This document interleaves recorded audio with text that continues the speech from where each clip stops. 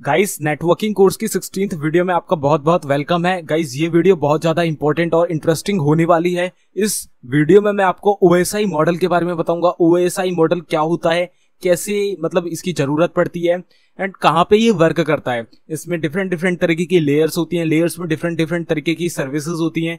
तो कौन सी लेयर पे क्या वर्क होता है, कौन सी लेयर पे क्या चीजें आती हैं, एवरीथिंग इस वीडियो में मैं एक्सप्लेन कर दूंगा। OSI मॉडल की जरूरत क्यों पड़ती है, कब आया, क्यों आया एंड इसकी इम्प्लीमेंटेशंस क्या हैं, सब कुछ क्लियर हो जाएगा। सो गाइस बने रहिए इस वीडियो में और हम इस वीडियो में अच्छी तरीके से जान लेंगे ओपन सिस्टम इंटरकनेक्ट मॉडल यानी OSI मॉडल के बारे में। सो गाइस इस वीडियो को शुरू करने से पहले मैं आपको बता दूं, अगर आपने अभी तक गीकी हब को सब्सक्राइब नहीं किया तो काइंडली सब्सक्राइब करके बेल आइकन को ऑल कर लें ताकि आने वाली कोर्स की कोई भी वीडियो आपसे मिस ना हो। साथ साथ प्लेलिस्ट सेक्शन पे जाके यहाँ पे आप नेटवर्किंग कोर्स की प्लेलिस्ट को एक्सेस कर सकते हैं, बुकमार्क कर सकते हैं, सेव कर सकते हैं, जिससे आने वाली वीडियो तो बिल्कुल आपसे मिस ना हो। और साथ ही साथ आप यहाँ पे और भी बहुत सारे कोर्स यहाँ पे सीख सकते हैं। बहुत सारे कोर्स आपको मैंने यहाँ पे बना के ऑलरेडी दे रखे हैं और फ्यूचर में भी देता रहूंगा। तो अब बिना ज्यादा टाइम वेस्ट करें चलते हैं अपनी वीडियो की तरफ और जानते हैं डिफरेंट टाइप्स ऑफ नेटवर्क के बारे में। सो गाइस जो OSI मॉडल है, OSI मॉडल की जो फुल फॉर्म होती है OSI की, वो होती है open system interconnect.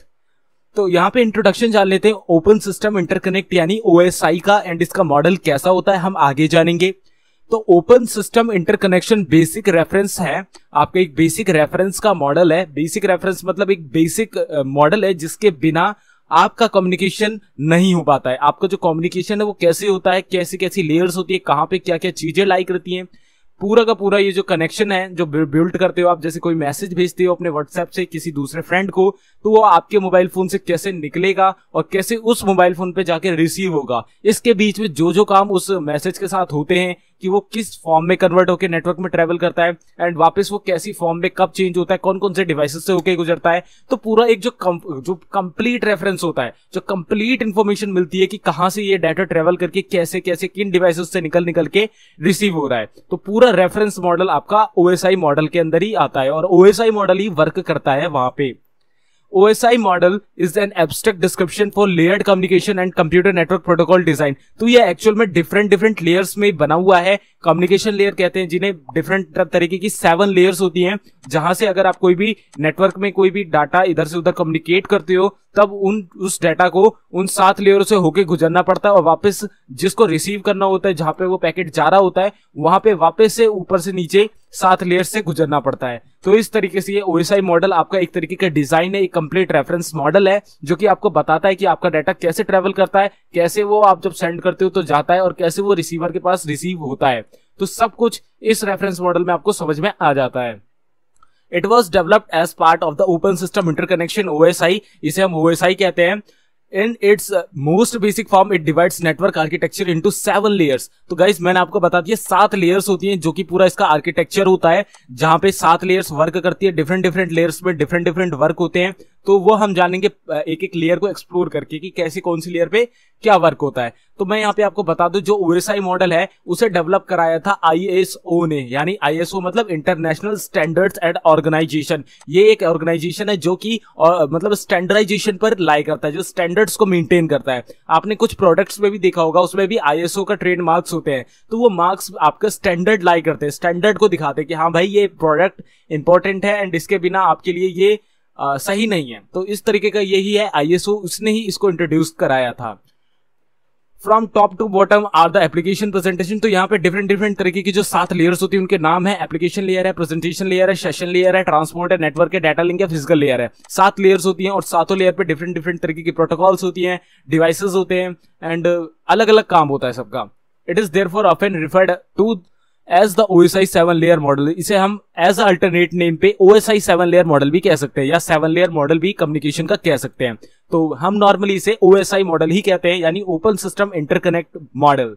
So guys यहाँ पे आप देख सकते हो OSI मॉडल का एक छोटा सा डाटाग्राम है। अब यहाँ पे क्या है कि यहाँ पे एक क्लाइंट कंप्यूटर है, क्लाइंट, और यहाँ पे एक सर्वर का कंप्यूटर है। तो सर्वर का कंप्यूटर ये रहा क्लाइंट का कंप्यूटर। अब क्या होगा, अगर हम कोई डाटा इस क्लाइंट कंप्यूटर से भेजते हैं तो यह सर्वर तक वो कैसे पहुंचता है, वो पूरा रेफरेंस मॉडल है ये। अब जस्ट लाइक आप मान लो ये सर्वर है आपका किसका, गूगल का, ठीक है, आप गूगल का सर्वर मान लो इसे, और आपने अपने कंप्यूटर में गूगल खोल लिया है। अब गूगल सर्च पे आप टाइप करते हो कुछ भी, एनीथिंग, कुछ भी टाइप करते हो, जस्ट लाइक आप टाइप कर रहे हो अमिताभ बच्चन, ठीक है, अमिताभ बच्चन, तो उससे रिलेटेड जितनी भी इंफॉर्मेशन होगी अमिताभ बच्चन से रिलेटेड कि क्या क्या उनकी लेटेस्ट न्यूज हैं, पिक्चर्स हैं, ये सब पूरी एवरीथिंग आपके सामने रिजल्ट खुल जाता है गूगल का। लेकिन वो रिजल्ट कब खुलता है? जब आपकी क्वेरी रिजॉल्व होती है। आपने वो जो कीवर्ड है अमिताभ बच्चन वो डाल के सर्च किया, तो आपका जो डाटा है ना, एज अ पैकेट फॉर्म में, एज अ रिक्वेस्ट फॉर्म में, वो पहले गूगल के सर्वर तक जाएगा, इसके बाद आपके पास रिस्पॉन्स आएगा। तो वो गूगल के सर्वर तक आपका जो रिस्पॉन्स, जो आपका पैकेट है, जो आपकी रिक्वेस्ट है वो जाती है, वो कैसे जाएगी?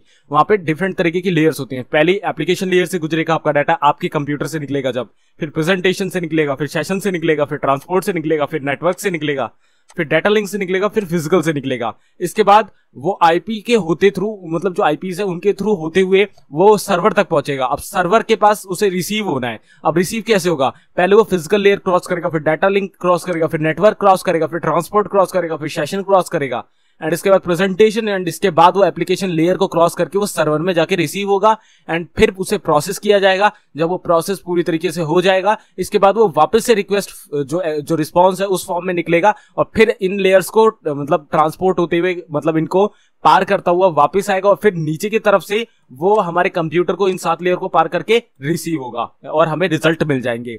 तो ये 7 लेयर्स हैं। जब भी आप रिस्पांस भेजोगे, किसी दूसरे कंप्यूटर में रिक्वेस्ट भेजोगे, तो पहले 7 लेयर से ऊपर से नीचे होता हुआ जाएगा, और उसके कंप्यूटर में रिसीव होने के लिए नीचे से ऊपर तक 7 लेयर को क्रॉस करेगा।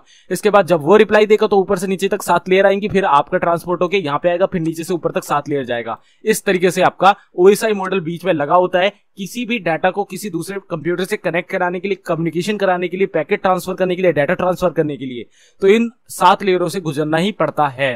तो ये 7 लेयर्स होती है। आप नाम याद कर लो, application, presentation, session, transport, data link, network and physical layer. तो यहाँ पे आप देख सकते हो 7 लेयर्स होती है। पहली एप्लीकेशन है, दूसरी प्रेजेंटेशन है, तीसरी सेशन है, चौथी ट्रांसपोर्ट है, 5वीं नेटवर्क है, 6वीं डाटा लिंक है, और 7वीं फिजिकल है। तो कहीं पे राउटर होता है, कहीं पे स्विच होता है, कहीं पे प्रोसेसिंग होती है इंफॉर्मेशन की, कहीं पे फिजिकल डिवाइसेस होते हैं, कहीं पे फिजिकल स्ट्रक्चर होता है, कहीं पे सिर्फ और सिर्फ सेशन होता है, कहीं पे सिर्फ प्रेजेंट करना होता है डाटा को, फिर कहीं पे उसे रिसीव होना होता है। तो ये डिफरेंट तरीके की आपके वर्क करती हैं सारी की सारी लेयर्स।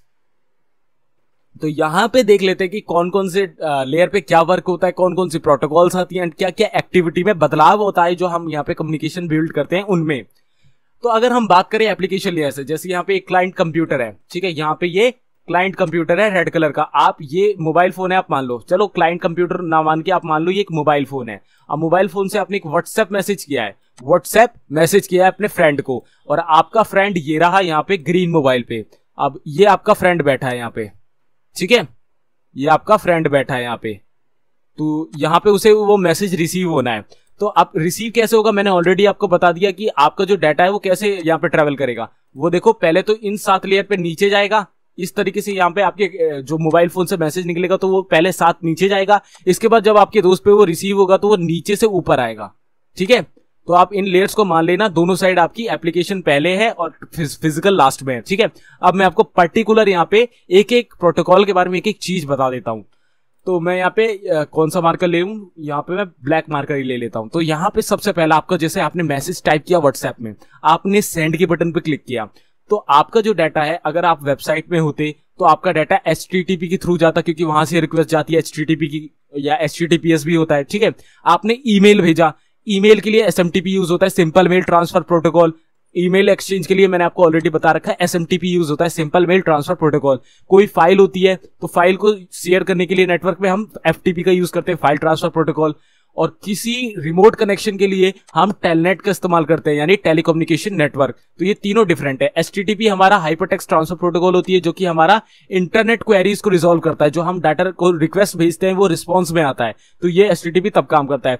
DNS मैंने आपको ऑलरेडी बता दिया, IP to domain and domain to IP use करता है। SNMP simple network management protocol, ये मैनेजमेंट करती है सारी प्रोटोकॉल्स का जो कि एक नेटवर्क में होती है, कि कैसे उसका रिस्पॉन्स आएगा, कैसे काम होगा, मैनेज करती है ये नेटवर्क की प्रोटोकॉल्स को। फिर स्पेसिफिक एड्रेसेस, जहां पे आपका डाटा जाना होता है वहां पे वो बिल्ड करती है कि मतलब हाँ क्या कनेक्शन कैसे बिल्ड हो रहा है। तो आपको जो व्हाट्सएप है, आपकी क्वेरी निकली, तो इनमें से ही किसी एक प्रोटोकॉल पे वो वर्क करेगी, या FTP पे वर्क करेगी, या SMTP पे वर्क करेगी, या HTTP पे वर्क करेगी।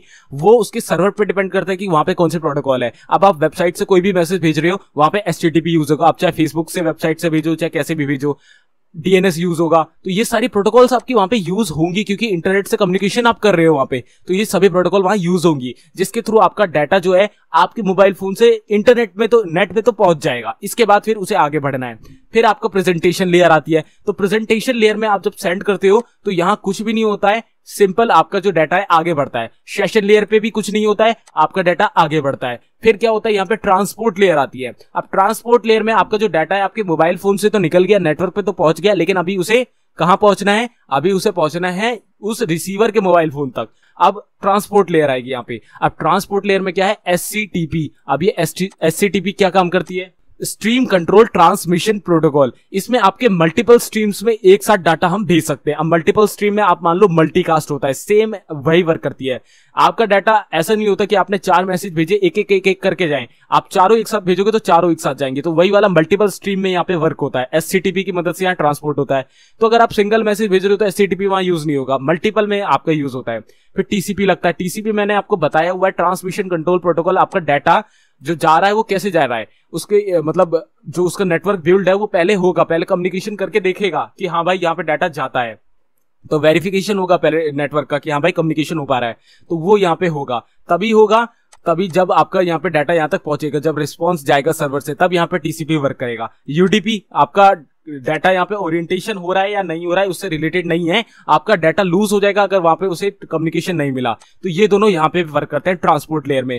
तो जब भी हम डाटा को एक जगह से दूसरी जगह ट्रांसपोर्ट करते हैं तो टीसीपी यूडीपी लगता ही लगता है, मैंने आपको ऑलरेडी बता रखा है, क्योंकि ये दोनों आपका डाटा एक जगह से दूसरी जगह पहुंचाते हैं, ट्रांसमिशन करते हैं। और ट्रांसमिशन आपका ट्रांसपोर्ट लेयर में ही होता है, जहां एससीटीपी भी यूज होता है। मल्टीपल स्ट्रीम में करना है या टीसीपी में करना है, कनेक्शन ओरिएंट करना है नहीं करना है, यूडीपी में कि बिना ओरिएंट करे ही भेज दो, पैकेट ड्रॉप हो जाता है जहां पे।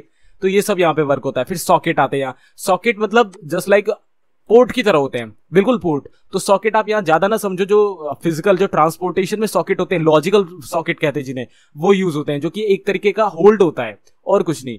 पोर्ट एड्रेस, यहाँ पोर्ट फॉरवर्डिंग, पोर्ट जो भी काम होता है पोर्ट से रिलेटेड, कि आपका डाटा रिसीव होता है मेन सर्वर पे, वहां पे पोर्ट मतलब पोर्ट टू पोर्ट होता है ना, तो यहाँ का पोर्ट और वहां का पोर्ट यहीं पे ट्रांसपोर्ट लेयर में ही मैच होता है, यहीं पे मैच होता है और कहीं नहीं मैच होता। जैसे कहते हैं ना कि एसएमटीपी का पोर्ट नंबर क्या है, तो वो पोर्ट नंबर जैसे आपके पास से उस पोर्ट से निकला तो रिसीवर के पास भी पोर्ट पे ही वो रिसीव होगा। तो वो जो पोर्ट होते हैं ना, सेंडर का भी ट्रांसपोर्ट में ही होता है, रिसीवर का भी ट्रांसपोर्ट लेयर में ही होता है वो पोर्ट। इसके बाद नेटवर्क लेयर आती है। अब नेटवर्क लेयर में क्या होता है, आईपी लगता है, एआरपी और आरएआरपी लगता है, आईसीएमपी लगता है, आईजीएमपी लगता है, लॉजिकल एड्रेस लगता है। लॉजिकल एड्रेस और आईपी एड्रेस सेम होता है, इंटरनेट प्रोटोकॉल एड्रेस ही कहते हैं इसे, लॉजिकल एड्रेस भी इंटरनेट प्रोटोकॉल को ही कहते हैं। तो इसमें क्या होता है, इंटरनेट प्रोटोकॉल में आपको एक यूनिक आइडेंटिटी मिल जाती है आपकी, कि हाँ भाई इसका जो सोर्स है, इस मैसेज का जो सोर्स आया हुआ है वो इस आईपी से आया हुआ है, यानी ये एक वेरीफाइड नेटवर्क है। इसके बाद एआरपी क्या करता है, एड्रेस रिजोल्यूशन प्रोटोकॉल, जो कि आपके आईपी और मैक को दोनों को समझ के रखता है कि हाँ भाई इस आईपी से आया हुआ है, इस आईपी का ये मैक है। इसी के साथ साथ एड्रेस रिजोल्यूशन प्रोटोकॉल का रिवर्स भी होता है, जहां पे मैक टू आईपी कन्वर्ट होता है। तो यहां से एक्चुअल में नेटवर्क की पहचान होती है कि भाई ये इस सोर्स से आया हुआ मैसेज है। तो आपका जो भेजने वाला जो सोर्स होगा वो भी इंफॉर्मेशन नेटवर्क में रहती है। वो कहां रहती है, नेटवर्क लेयर पे रहती है, ओएसआई मॉडल के। इसके बाद आता है आपके यहाँ पे आईसीएमपी। आईसीएमपी होती है इंटरनेट कंट्रोल मैसेज प्रोटोकॉल। इसमें क्या होता है, आपका जो एरर होता है, एरर मैनेजमेंट होता है। जस्ट लाइक आप यहाँ पे कोई मैसेज भेजते हो, अब वो जो मैसेज है आपका जैसे चला गया तो चला गया कोई बात नहीं, लेकिन वहां पे अगर आपका मैसेज आपका होस्ट अनरीचेबल है, जैसे आप यूडीपी वाली किसी चीज के थ्रू वहां पे मैसेज भेज रहे हो, तो वहां पे आपका जैसे होस्ट अनरीचेबल है, आपका वहां पे कोई रिसीव करने वाला ही नहीं है, तो वहां पे होस्ट अनरीचेबल लिखा हुआ आ जाता है, क्योंकि ये कनेक्शन ओरिएंटेशन नहीं होती इसमें डायरेक्ट भेज दिया जाता है। टीसीपी में तो ओरिएंटेशन होगी, इसलिए वहां पे होस्ट अनरीचेबल ऐसी चीजें नहीं आती, लेकिन यूडीपी में आती है। तो जो आईसीएमपी होती है वो आपको अलर्ट मैसेज देती है, एरर्स दिखाती है कि आपका जो होस्ट है वो अनरीचेबल है, या मैसेज नहीं ट्रांसफर हो पा रहा है, या एरर क्या आ रहा है, अलर्ट क्या आ रहे हैं, ये सब दिखाती है। तो आईजीएमपी होता है इंटरनेट ग्रुप मैनेजमेंट प्रोटोकॉल। इसमें क्या होता है, आप मल्टीकास्ट में मतलब मल्टीपल यूजर्स को एक साथ आप वहां से कम्युनिकेशन क्रिएट कर सकते हो, जस्ट लाइक आपका जैसे राउटर से होता है। अब राउटर में क्या होता है कि आप अपनी जो क्वेरी भेजते हो वो मल्टीपल लोगों तक पहुंच सकती है, आप एक ग्रुप में भी मैसेज भेज सकते हो, आप मल्टीपल लोगों को भी एक साथ मैसेज भेज सकते हो with the help of IGMP protocol, क्योंकि यहाँ पे सभी के सभी एक साथ आपके साथ कनेक्ट हो जाता है with the help of internet group management protocol. तो यहाँ पे आपका राउटर भी आएगा, क्योंकि राउटर ही यहाँ पे आपको मल्टीपल नेटवर्क का वो आइडेंटिटी प्रोवाइड करता है कि आप मल्टीपल लोगों के साथ जुड़ पाओ। तो यहाँ पे आपका राउटर आता है, ठीक है, राउटर। इसके बाद आता है हमारे पास यहाँ पे डाटा लिंक लेयर। अब डाटा लिंक लेयर में आपके सारे स्टैंडर्ड लाई करते हैं। स्टैंडर्ड जस्ट लाइक आपका वाईफाई का स्टैंडर्ड हो गया, आपका ब्लूटूथ का स्टैंडर्ड हो गया, और यहीं पे आपका स्विच भी लाई करता है, जो जिसमें आप मल्टीपल जो कंप्यूटर से आपस में जोड़ पाते हो एक नेटवर्क में। तो स्विच भी आपका यहीं पे वर्क करता है डाटा लिंक लेयर पे। इसके साथ साथ आपका यहाँ पे होता है FDDI, fibre distributed data interface. अब FDDI होता है, FDDI यूज होता है ऑप्टिक फाइबर केबल में। अब जस्ट लाइक आपको मैंने बता रखा है कि जो इंटरनेट की केबल है वो समुद्र के नीचे बिछी हुई है, तो उनमें एक ऐसी प्रोटोकॉल वर्क करती है जिसे हम FDDI कहते हैं, जो कि होप टू होप कन्वर्ट करती है। आपका जो होप होता है, एक एक पॉइंट स्टेशन बनाए हुए होते हैं जहां पे उस डाटा को दोबारा से एम्पलीफाई करा जाता है। तो नॉर्मल आप यहाँ पे रोड पे जो आपकी ऑप्टिक फाइबर लगी होती है वहां पे देखते हो तो उसमें रिपीटर लगे होते हैं, लेकिन जो सी के अंदर जाती है उसमें आपके FDDI स्टेशन लगे होते हैं जहां पे ये प्रोटोकॉल वर्क करती है और आपके डाटा को एम्पलीफाई करती रहती है। नॉर्मल देखिए तो FDDI का यूज होता है बड़े बड़े नेटवर्क पे, जस्ट लाइक आपका एक ऑफिस है उसमें आपके 50 कंप्यूटर हैं, तो हम सीधी एक बैकबोन बिछा देंगे, एक मेन लाइन बिछा देंगे जो कि FDDI प्रोटोकॉल पे वर्क करेगी, जो कि ऑप्टिक फाइबर की केबल होगी, जिससे क्या होगा कि आपका जो डाटा है फुल स्पीड में रहेगा उस पूरे बैकबोन में, और बैकबोन में फुल स्पीड से रहेगा। तो इसका यहाँ पे ये आपको एडवांटेज मिल जाएगा कि आपके नेटवर्क में जितने भी कंप्यूटर है सब में अच्छी स्पीड पहुंचेगी इंटरनेट की। तो आपकी स्पीड को इनहेंस करने के लिए हम FDDI स्टेशंस बनाते हैं और वहां पे आपकी FDDI प्रोटोकॉल वर्क करती है। तो ये प्रोटोकॉल बहुत ज्यादा इंपॉर्टेंट है और सिर्फ ऑप्टिक फाइबर केबल पे ये वर्क करती है। इसके बाद आता है हमारा PPP यानी पॉइंट टू पॉइंट प्रोटोकॉल। तो गाइस ये एक्चुअल में एक कनेक्टिंग प्रोटोकॉल होती है जो दो राउटर को आपस में कम्युनिकेशन करा पाती है। जब भी हम राउटिंग करते हैं तब हम P2P या PPP प्रोटोकॉल का यूज करते हैं, जो कि दो राउटर को बीच में कनेक्शन कराती है, राउटिंग कराती है।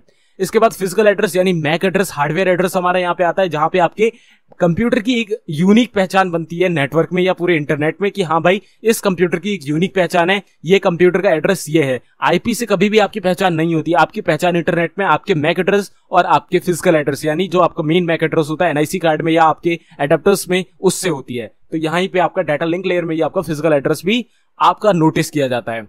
इसके बाद आपकी आती है फिजिकल लेयर, सेंडर की तरफ से लास्ट लेयर आती है। तो फिजिकल लेयर में क्या होता है आपका मीडियम। अब यहां से जो आपका सर्वर से जो भी ये डाटा है वो निकल के यहाँ पे सर्वर के पास पहुंचेगा। अब फिजिकल लेयर यहाँ पे मैंने आपको बताया था, ट्रांसपोर्ट लेयर के बाद आपका जो काम होगा वो फिजिकल लेयर तक पहुंचेगा, इसके बाद आपका इस सर्वर में ट्रांसफर हो जाएगा। तो फिजिकल लेयर में आपका मीडियम आता है कि आपका डाटा तो यहाँ पे पूरा क्रिएट हो चुका है कि भाई सब कुछ इसमें प्रोटोकॉल सब लग चुकी है। अब इस डाटा को बस निकल के सर्वर तक पहुंचना है, सर्वर से निकल के वापस रिसीवर तक पहुंचना है।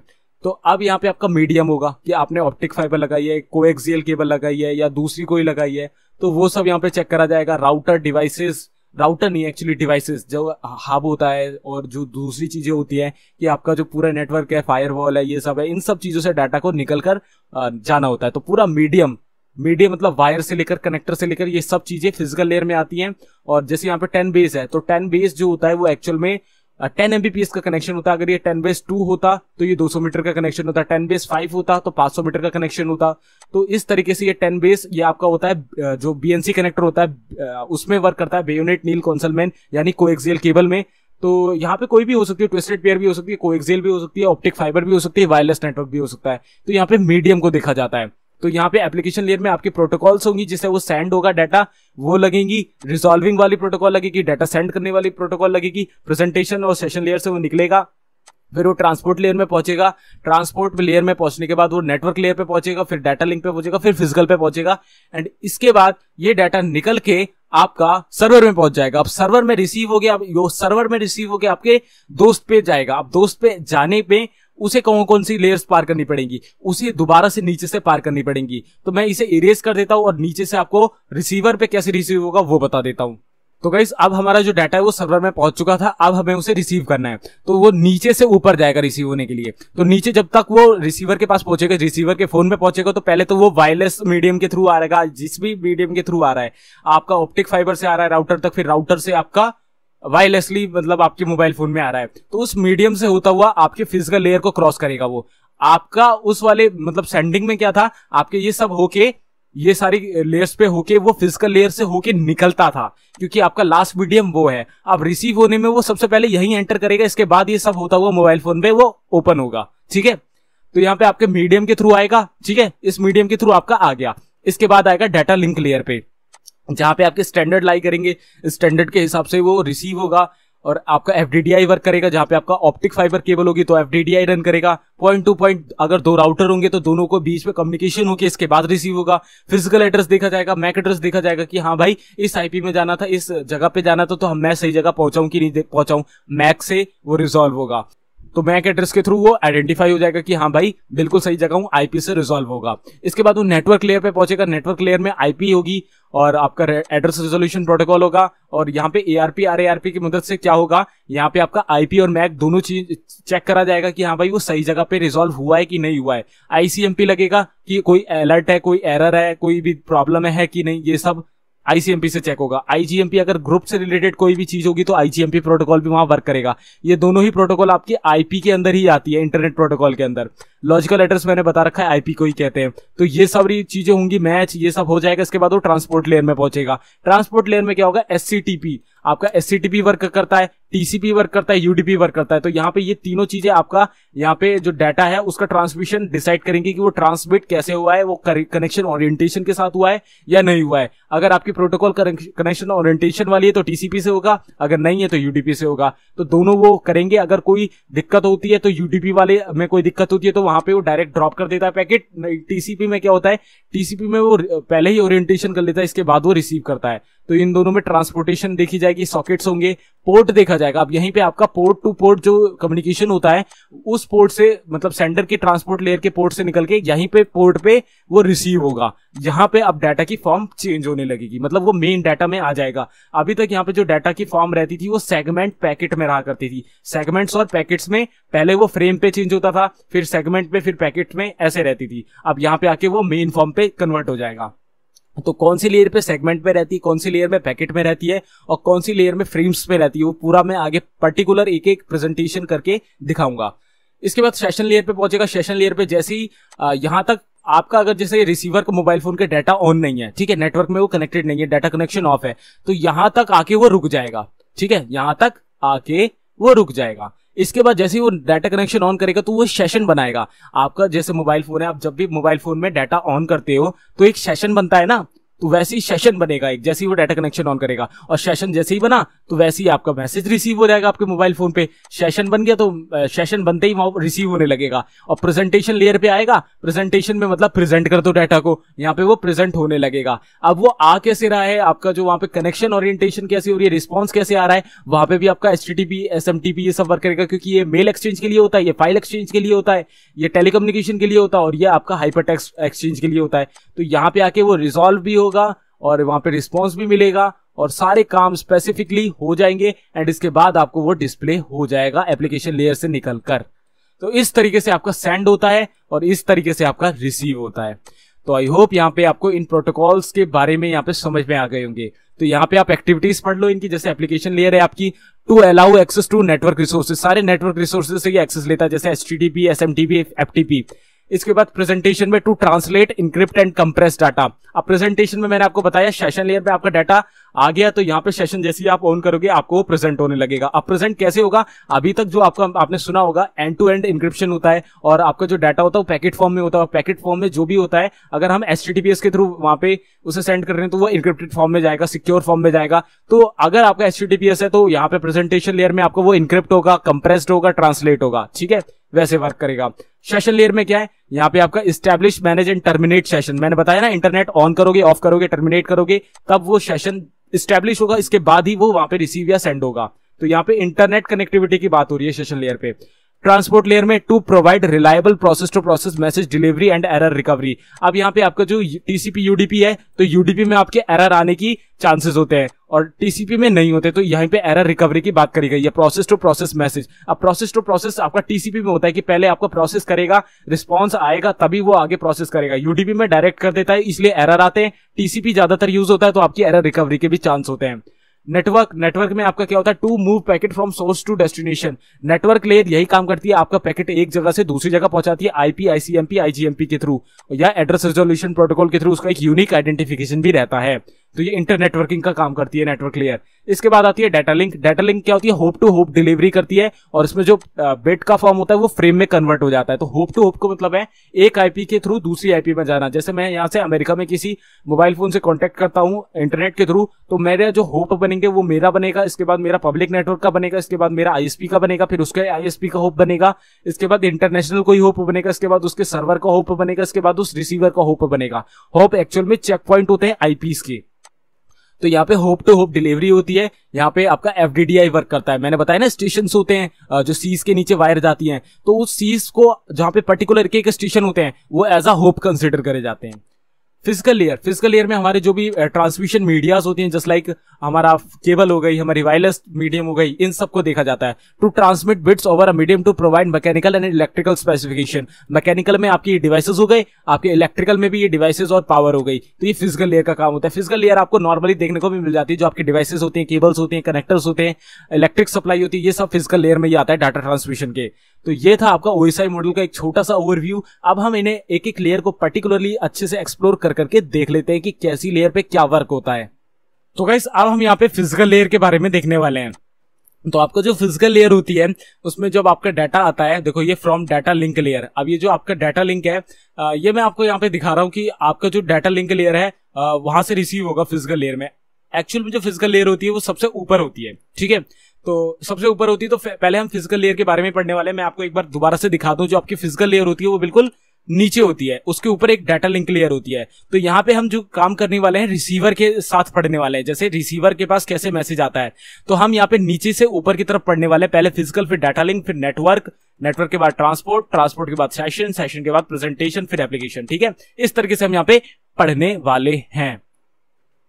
तो यहाँ पे जो फिजिकल लेयर होती है, फिजिकल लेयर से जैसे आपका जो डाटा है वो डाटा लिंक लेयर से हुआ आया हुआ है, यानी ऊपर से नीचे आया हुआ है। लेकिन हम पढ़े ऐसे रहे कि नीचे से ऊपर के ऑर्डर में पढ़ रहे हैं हम। तो आप ये मत समझ रहे कि मैं नीचे से ऊपर बता रहा हूँ या ऊपर से नीचे। मैं नीचे से ऊपर के ऑर्डर में पढ़ रहा हूँ, लेकिन आपका जो डाटा है यहाँ पे वो रिसीव हो रहा है, ऊपर से नीचे आ रहा है, ठीक है।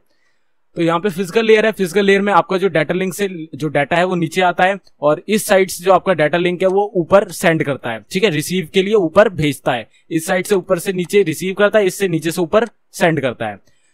तो one of the major function of the physical layer is to move data in the form of electromagnetic signals, ठीक है। इलेक्ट्रोमैग्नेटिक सिग्नल में आपका डाटा होता है across a transmission medium. Medium होता है, मैंने ऑलरेडी आपको बताया है, चाहे वो वायर मीडियम हो चाहे वायरलेस मीडियम हो। तो यहाँ पे जो डाटा है आपका इलेक्ट्रोमैग्नेटिक सिग्नल्स के फॉर्म में जाता है। It's responsible for movement of individual bits from one hop node to next. अब होप मैंने ऑलरेडी आपको बताया, एक्चुअल में चेक पॉइंट होते हैं जहां से आपका डाटा निकल के जाता है। तो चेक पॉइंट यहाँ पे होप होता है, जैसे आपका एक जगह से निकल के दूसरी जगह पहुंचा, दूसरी जगह से निकला तीसरी जगह पहुंचा। जैसे एक कंप्यूटर से ट्रांसमिशन हुआ, एक कंप्यूटर यहाँ पे, एक यहाँ पे एक और कंप्यूटर है, तो तीनों अगर एक साथ कनेक्ट है तो यहाँ पे आपका यहाँ से जैसे सिस्टम से निकला तो ये भी आपका एक होप बन गया और यहाँ पे भी आपका एक होप बन गया। तो इस तरीके से होता है, ठीक है।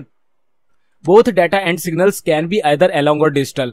तो यहाँ पे आपका जो डाटा है वो एनालॉग या डिजिटल दो फॉर्म में रहेगा। एक तो डिजिटल फॉर्म में आपका इलेक्ट्रोमैग्नेटिक सिग्नल्स की फॉर्म में निकल जाएगा, लेकिन जब वो आएगा रिसीव होगा वो एनालॉग सिग्नल्स में रहेगा, इसके बाद वो डिजिटल में कन्वर्ट होगा। तो ये आपने ऑलरेडी पढ़ रखा होगा एनालॉग और डिजिटल सिग्नल्स के बारे में, कि एनालॉग क्या होते हैं और डिजिटल क्या होते हैं। Transmission media work by conducting energy along a physical path which can be wired और वायरलेस। तो मैंने बता दिया वायर और वायरलेस दो मीडियम हो सकते हैं यहाँ पे। और जो आपकी ट्रांसमिशन मीडिया है, जैसे वायर्ड है तो आपकी ऑप्टिक फाइबर केबल हो सकती है, या आपकी कोएक्सियल केबल हो सकती है, ट्विस्टेड पेयर हो सकती है, ऑप्टिक फाइबर मैंने बता दिया। और वायरलेस में होगा तो ब्लूटूथ, वाईफाई या वाईमैक्स या सैटेलाइट कम्युनिकेशन, कैसे भी हो सकता है, सेल्यूलर भी हो सकता है, ठीक है। तो यहाँ पे आपके फिजिकल कैरेक्टरिस्टिक देखे जाते हैं जो कि ट्रांसमिशन मीडिया आपके कहलाते हैं। रिप्रेजेंटेशन ऑफ बिट्स, यहाँ पे आपके जो डाटा होता है वो इलेक्ट्रोमैग्नेटिक सिग्नल्स की फॉर्म में होता है, एंड जो उसका साइज होता है, जो उसकी यूनिट होती है साइज की, वो बिट में होती है, बिट्स, BITS, 0 और 1 के फॉर्म में, जिसे हम बाइनरी भी कहते हैं, ठीक है।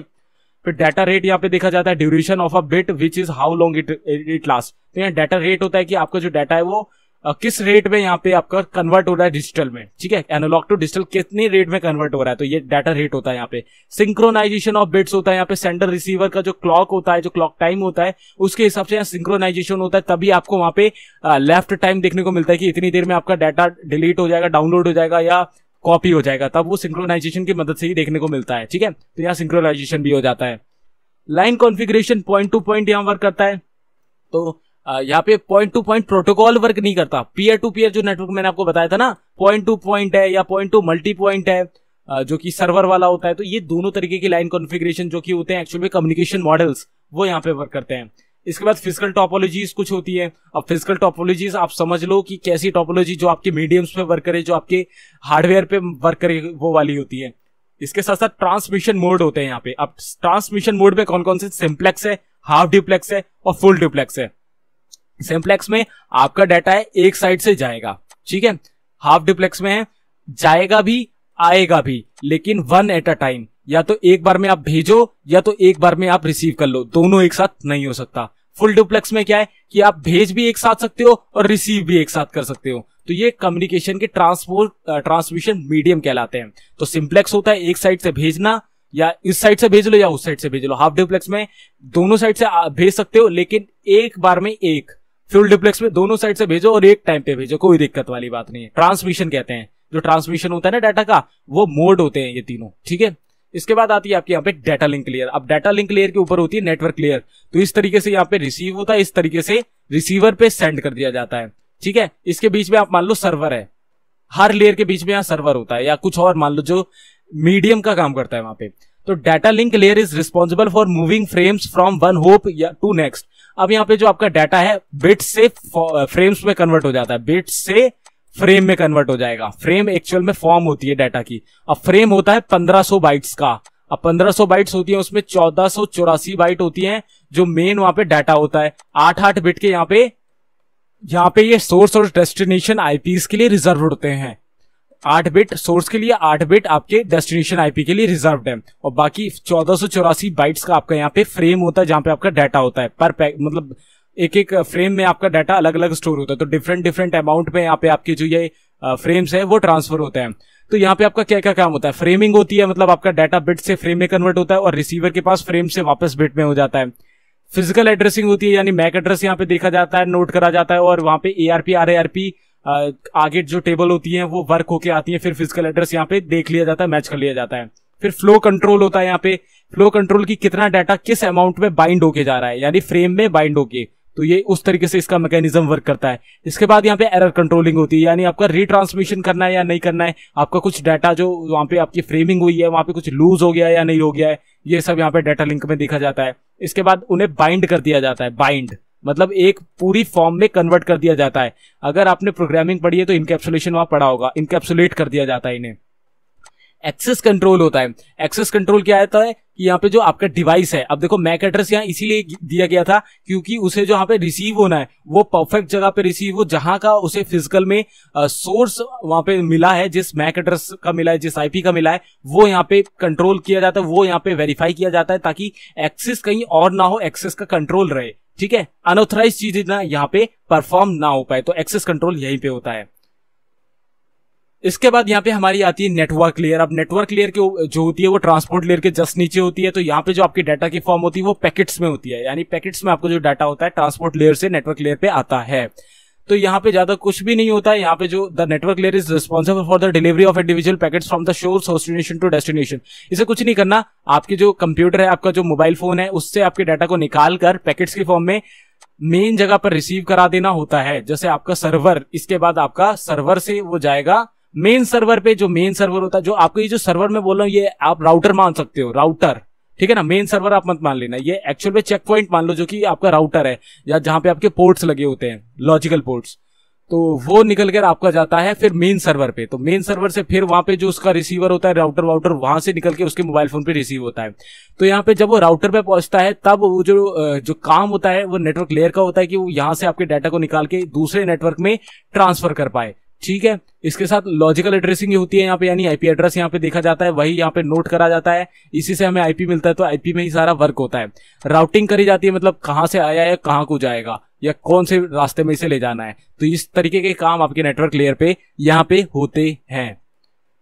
इसके बाद आती है हमारे यहाँ पे ट्रांसपोर्ट लेयर, जो कि होती है हमारी सेशन लेयर से जस्ट नीचे। अब सेशन लेयर से नीचे होती है ट्रांसपोर्ट लेयर। अब ट्रांसपोर्ट लेयर में क्या होता है, transport layer is responsible for the delivery of a message from one process to another. अब पिछले में नेटवर्क में हमने क्या पढ़ा था, आपका डाटा राउटर तक पहुंच गया, राउटर के आगे जाना है, तो राउटर तक पहुंचाने का काम ट्रांसपोर्ट लेयर का होता है, यानी जो आपके प्राइवेट नेटवर्क में उसे ट्रैवल कराने का काम ट्रांसपोर्ट लेयर का था। तो यहाँ पे क्या क्या सर्विसेज होती है, सर्विस पॉइंट एड्रेसिंग, यहाँ पोर्ट एड्रेस देखा जाता है कि कौन से पोर्ट से निकालना है, तो वो पोर्ट यहाँ पे नोट करा जाता है। सेगमेंट में आपका जो होता है पैकेट पहले सेगमेंट में बदलता है, पैकेट बनने से पहले सेगमेंट में बदलता है। तो बिट की फॉर्म के बाद जो बाइट की फॉर्म के बाद जो फॉर्म आती है वो आती है सेगमेंट की फॉर्म, ठीक है। अब आपका डाटा यहाँ सेगमेंट में बन गया, यानी असेंबली हो गई, यहाँ पे असेंबली हो गई यहाँ पे। इसके बाद होगा कनेक्शन कंट्रोल। अब कनेक्शन देखा जाएगा कि आपका कनेक्शन कंट्रोल हो पा रहा है नहीं हो पा रहा, मतलब कनेक्शन बिल्ड हो रहा है राउटर से नहीं हो रहा, तो होप्स तक वो पहले कनेक्शन देखेगा, इसके बाद उसको भेजेगा।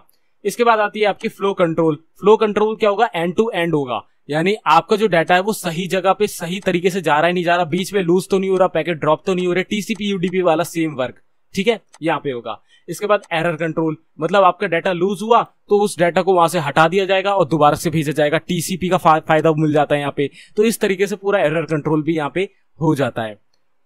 इसके बाद आती है हमारे पास सेशन लेयर। सेशन लेयर में क्या होता है, प्रेजेंटेशन के जस्ट नीचे होती है। सेशन लेयर में होता है कि आपका डाटा कनेक्शन जैसे ऑन है तब वो सेंड होगा, फिर रिसीव तभी होगा जब ऑन होगा वो कनेक्शन, इससे पहले वो नेटवर्क में ही रहेगा, इसके बाद वो रिसीव होगा, ऐसा होता है, ठीक है।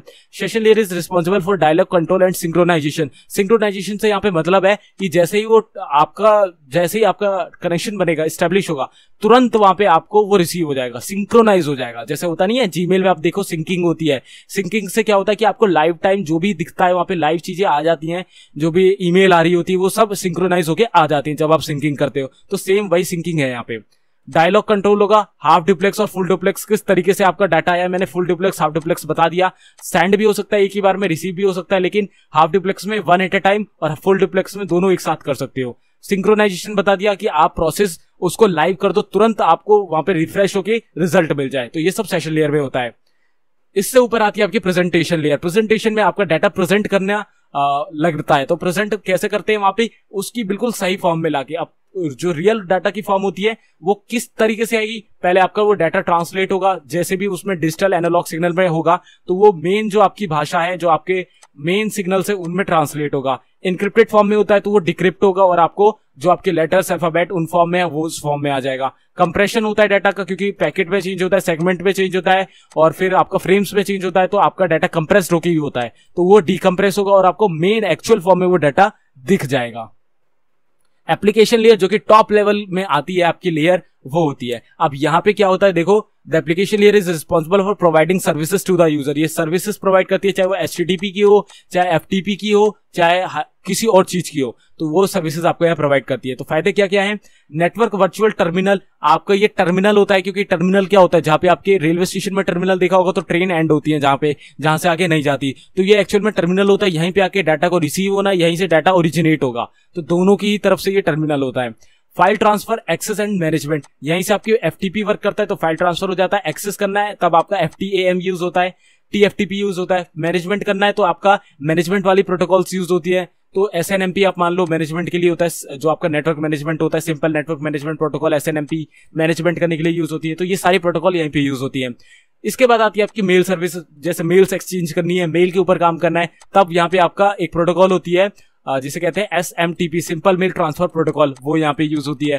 तो ये सारी प्रोटोकॉल्स आपके यहाँ पे यूज होती है। आपका जो डाटा है वो सर्विसेज उसके ऊपर की जो ट्रांसफर करने की है, रिसीव करने की है, मैनेज करने की है, वो आपको इस लेयर में मिलती है। इन सभी प्रोटोकॉल का यूज यहाँ पे होता है। Directory services across distributed database source and global information about various object and services, तो यहाँ पे आप रिक्वेस्ट भेजते हो तो आपको डाटाबेस की भी यहाँ पे पहुंच मिल जाती है, साथ साथ आप किसी दूसरी चीज को या किसी दूसरे ऑब्जेक्ट को यहाँ पे एक्सेस कर सकते हो। अब कैसे एक्सेस कर सकते हो, अब आपने जो डाटा यहाँ पे लगा रखा है तो यहाँ पे सर्विसेज मिलती है, और सर्विसेज में आपका यहाँ पे डाटाबेस की भी सर्विस होती है, जो कि अगर आपने ऐसा कुछ कर रखा है, जैसे कोई वेबसाइट आपने बिल्ड कर रखी है, तो वहां पे आपका जो डाटाबेस है वो एक्चुअल में कम्युनिकेशन में आएगा एप्लीकेशन लेयर में ही, क्योंकि यहाँ पे आपकी डायरेक्टरी सर्विसेज भी मिल जाती हैं। अब ये थोड़ा सा डिफरेंट यहाँ पे हो जाएगा, अगर आप नेटवर्क ना जाके डाटाबेस में जाना चाहोगे तब आपको ये वाला काम करना पड़ेगा, लेकिन अभी के लिए बस इतना समझो, डायरेक्टरी सर्विसेज भी होती है जहाँ पे डाटाबेस से रिलेटेड सारी पहुंच हम बना लेते हैं एप्लीकेशन लेयर में ही। So I hope guys you got the point of the video. OSI model के बारे में थोड़ा सा रेफरेंस आपको मिल गया होगा कि कैसे 7 लेयर्स होती है, कैसे आपका डाटा आपके फोन से निकल के दूसरे फोन में रिसीव होता है। पहले 7 लेयर से ऊपर से नीचे जाता है, फिर उस फोन में रिसीव होने के लिए नीचे से ऊपर आता है। इस तरीके से सारी लेयर्स पे ये आपका डाटा एक जगह से दूसरी जगह ट्रांसपोर्ट हो पाता है और इस तरीके से उसकी फॉर्म चेंज होती है, कभी बिट होती है, कभी सेगमेंट होती है, कभी पैकेट होती है और कभी आपकी बाइट में कन्वर्ट हो जाती है। तो इस तरीके से आपका डाटा एक जगह से दूसरी जगह पे जाता है। तो आई होप यहाँ पे क्लियरिटी हुई होगी कि कैसे कौन सी लेयर में क्या वर्क होता है, क्या प्रोटोकॉल्स लगती हैं। आपको इसको बस एज अ ओवरव्यू समझने की जरूरत है और अच्छे से समझने की जरूरत है ताकि आपको ये पता रहे कि आपका डाटा किस लेयर में कहां से निकल के होकर गुजरता है।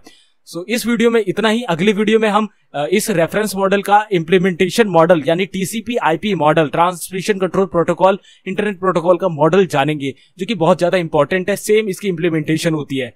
तो गाइज अगली वीडियो में हम जानेंगे टीसीपी आईपी मॉडल के बारे में। अगर ये वीडियो आपको अच्छी लगी हो, ओएसआई मॉडल के बारे में अच्छी आपको इन्फॉर्मेशन मिली हो, तब गाइज इस वीडियो को एक लाइक कर देना। कोई भी कमेंट हो, सुझाव हो, क्वेरी हो तो जरूर से कमेंट करना। एंड इस कोर्स को एक्सेस नहीं किया तो लिंक नीचे डिस्क्रिप्शन पे पूरा कोर्स एक्सेस करो और एक्सपर्ट बन जाओ नेटवर्किंग में। आने वाले टाइम पे सीसीएनए कोर्स लाऊंगा तो इस चैनल को सब्सक्राइब कर लेना। तो गाइस मैं मिलता हूं आपसे अगली वीडियो में, तब तक के लिए good bye, take care, stay healthy and जय हिंद।